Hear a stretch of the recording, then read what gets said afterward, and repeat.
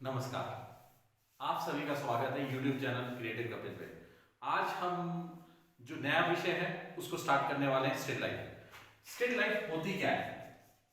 Still life, still यानी स्थिर, life मैंने जीवन, स्थिर जीवन।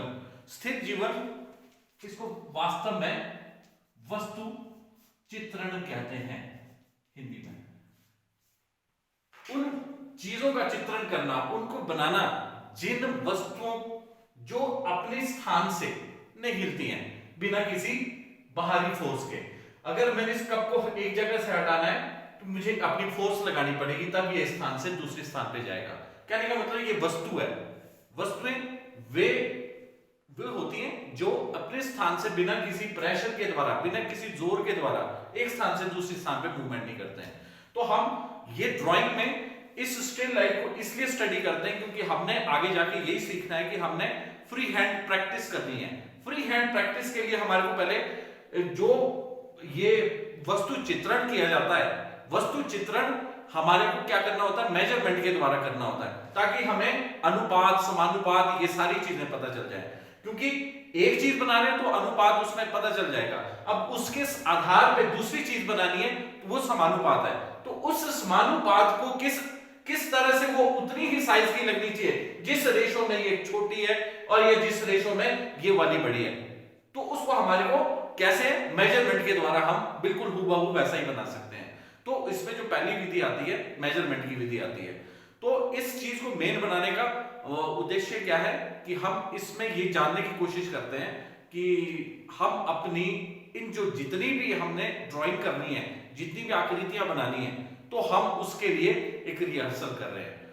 लास्ट में जाके हमारे को सीखना वही है free hand drawing. Free hand drawing के लिए ये स्टिल लाइफ की जाती है। पहले हम जो प्रैक्टिस करते हैं स्थिर वस्तुओं के ऊपर करते हैं, जो स्थिर होती हैं, जो मूव नहीं करती हैं। जैसे अगर घोड़ा है या कुत्ता है या इंसान है, वो मूवमेंट में होता है, तो हम उसका चित्र नहीं बना सकते एकदम से। तो हमारे को क्या करना है, ये सारी चीजें हमारे को प्रैक्टिस में सीखनी होती है। ये प्रैक्टिस हम कैसे करते हैं, स्थिर वस्तुओं के ऊपर ही करते हैं। तो सब इसका मेन उद्देश्य यही होता है कि हमने ड्राइंग करना सीखना है। तो इसका जो यूज है हम सीख गए हैं, इसका अर्थ भी हम सीख गए हैं। स्टिल लाइफ है स्थिर जीवन, वस्तु चित्रण, इसमें वस्तुओं का चित्रण किया जाता है। तो ये हमारे पास इसके लिए एक चीज होती है सहायक सामग्री। क्या क्या चाहिए हमारे को? इसमें हमारे पास पेंसिल होनी चाहिए, ड्रॉ करने के लिए पेंसिल की जरूरत पड़ती है। और हमारे पास स्केल या ज्योमेट्री बॉक्स, इनकी जरूरत नहीं होती है, इनको यूज नहीं करना है। हमारे को फ्री हैंड सीखना है ये सारी चीजें, तो हमारे को इन चीजों को बिल्कुल अवॉइड करना है। तो इसके बाद आते हैं हमारे पास इन पे, इसके अलावा और क्या होता है, जैसे हमारे पास उसके बाद इरेजर वगैरह की जरूरत तो पड़ती है जब पेंसिल से गलत हो जाएगा।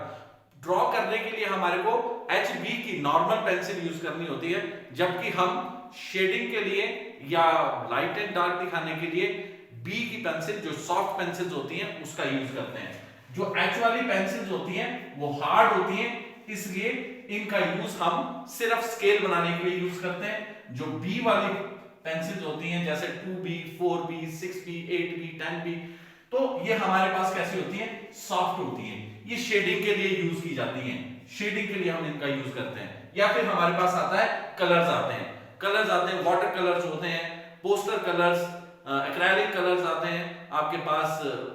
इसके अलावा भी पेस्टल कलर्स भी आते हैं, बहुत सारे कलर्स हैं आपके पास, ऑयल कलर्स हैं। तो इनका यूज भी हम शेडिंग के लिए यूज करते हैं, उनको अच्छा दिखाने के लिए, और कैसे कहां लाइट है कहां डार्क है, इन कलरों को अट्रैक्टिव बनाने का मेन मकसद होता है कि अट्रैक्टिव लगे।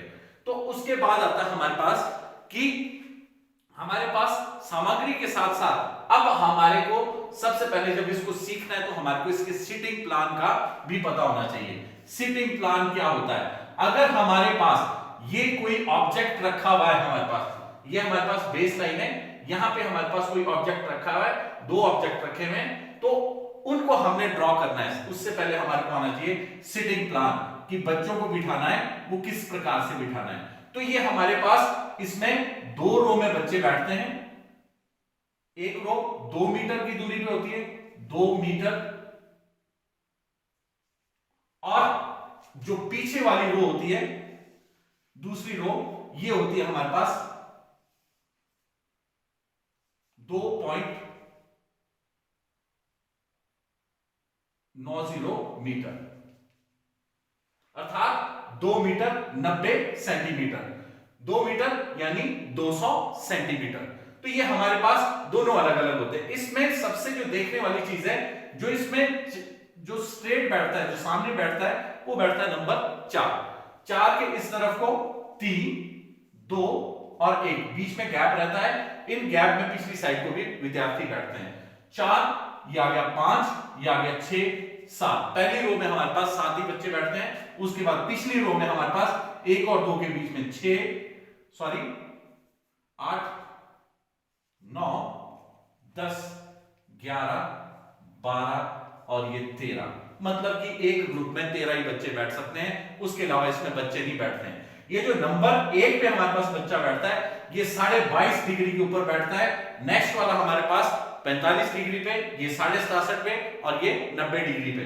अगर कभी सिटिंग प्लान बनाना हो तो ये हमारे पास इस तरह से इसमें डिग्री बढ़ती जाती है और इस प्रकार से हम बनाते हैं इनका सिटिंग प्लान। पहली रो 2 मीटर और दूसरी रो 2 मीटर 90 सेंटीमीटर। तो ये हमारे पास सीटिंग का इनका प्लान है। और जब ये एक बार सीट पे बैठ गए तो उसके बाद हिलना नहीं होता, उठना नहीं होता है। पहले ही देखनी होती है कि हमारे पास ऑब्जेक्ट उसके सेंटर में रखा हुआ है, नहीं रखा हुआ है, लेफ्ट में है कि राइट में। ये चीजें मॉडल बनाने से पहले देखनी होती है। जब तक मॉडल तैयार नहीं हो जाता उसके बाद अपनी सीट नहीं छोड़नी होती है। कहीं उससे क्या होता है कि नाप नपाई में गड़बड़ हो जाती है। अब हम जब इनको मेजरमेंट को देखेंगे उसमें आंसर भी आएंगे, उसको भी हम जानने की कोशिश करेंगे। तो आज का जो मेरा विषय था कि स्टिल लाइफ क्या है और सिटिंग प्लान किस प्रकार से बनाया जाता है। आशा करता हूं आपको पसंद आया होगा। धन्यवाद।